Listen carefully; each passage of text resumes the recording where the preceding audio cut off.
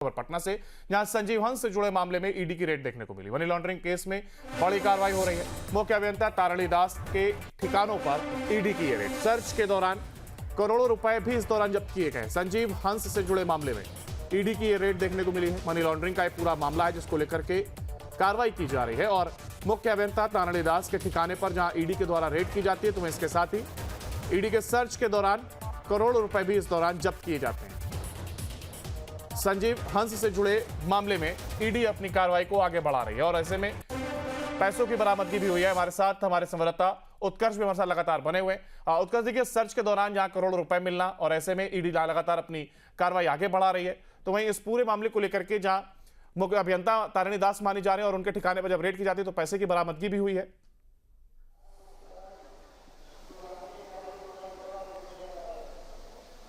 बिल्कुल, देखिए, फिलहाल जो जानकारी मिली है उसमें ईडी कई ठिकानों पर रेड कर रही है। केवल मुख्य अभियंता तारणी दास नहीं, इसके अलावा 4 और अधिकारी हैं जिनके नाम का खुलासा अभी तक नहीं हो पाया है। उन सभी के घर पर रेड हो रही है और मनी लॉन्ड्रिंग का मामला है। इसमें संजीव हंस का भी नाम आ रहा है और खासकर रामकृपाल कंस्ट्रक्शन का एक जिक्र है, वो किया जा रहा है। जिसको अगर रामकृपाल सिंह कंस्ट्रक्शन को देखा जाए तो बिहार झारखंड के सबसे बड़े जो कंस्ट्रक्शन मालिक हैं वो रामकृपाल सिंह है, बिहार के बेगूसराय से ताल्लुक रखते हैं। अब इन तमाम मुद्दे को लेकर जो है वो ईडी सर्च ऑपरेशन कर रही है। कई अहम दस्तावेज जो है वो मिले हैं। भवन निर्माण में जो कह सकते हैं कि घपला हुआ है, इसको लेकर अब विपक्ष भी सवाल खड़ा कर रहा है और दूसरी तरफ जांच एजेंसी जो है वो सक्रिय हो चुकी है और कहीं ना कहीं ऐसे अधिकारियों पर कार्रवाई की जा रही है। गाज गिरता नजर आ रहा है, चाहे वो तारणी दास हो, संजीव हंस भी पिछले 6 महीने से पटना के बेऊर जेल में मौजूद हैं।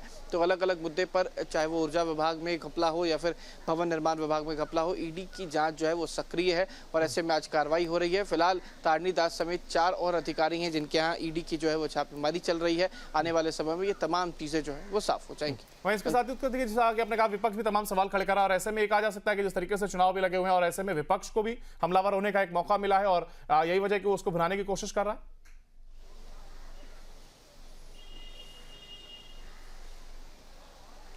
और बिल्कुल, देखिए, जीरो टॉलरेंस की बात राज्य सरकार करती थी और साफ कहना था कि अधिकारियों का बोलबाला नहीं है। लेकिन जो तस्वीरें ईडी आज नजर आई, ईडी की छापेमारी की, ये कहीं ना कहीं एक बड़ा मुद्दा जो है वो आरजेडी को मिल गया और आरजेडी इसको पूरी तरीके से भुना रही है। साफ कहा आरजेडी के द्वारा कि जो अधिकारी हैं उनका बोलबाला है, केवल बीजेपी और जेडीयू की वजह से इन्हें सह मिलती है और अधिकारी जो है वो इस तरीके से करते हैं। अगर कई अधिकारियों के यहाँ जो छापेमारी की जाएगी तो करोड़ों की संपत्ति मिलेगी, कई करोड़ जो पैसे हैं उनके घर में मिलेंगे।